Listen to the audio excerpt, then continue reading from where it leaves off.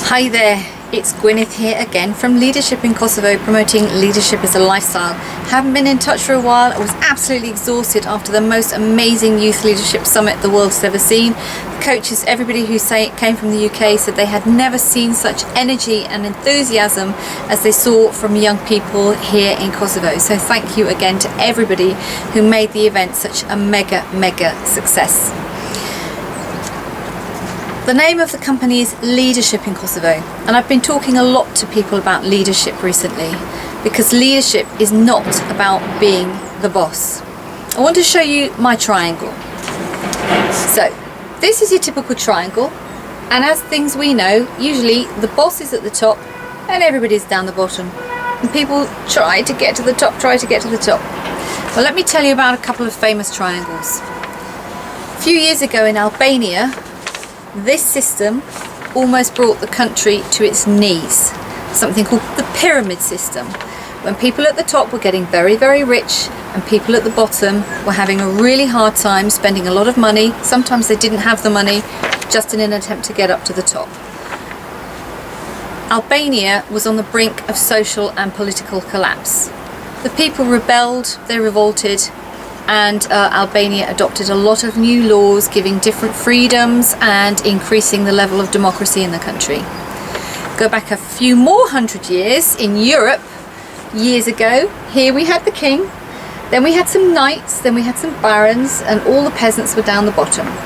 Now the peasants were the people who were working the king's land, and everything they produced they had to share out amongst everybody above them. The peasants were extremely poor, they sometimes didn't have enough to eat, but that was something that we called the feudal system. It was another triangle. Eventually, in particular in England, the people rebelled. They said, we're not having this, we're working so hard, somebody at the top is getting richer and we are still very poor. Again in England, a lot of laws changed and democracy was born. Now, a couple of weeks ago, I went to Zagreb to speak to the HR director of Nestlé Adriatic.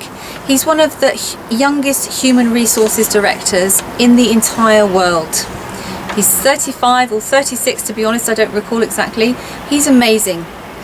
Now, Nestlé has been around for 150 years, and there is a good reason for that. It's because Nestlé has understood that you cannot always have a boss at the top telling everybody else what to do.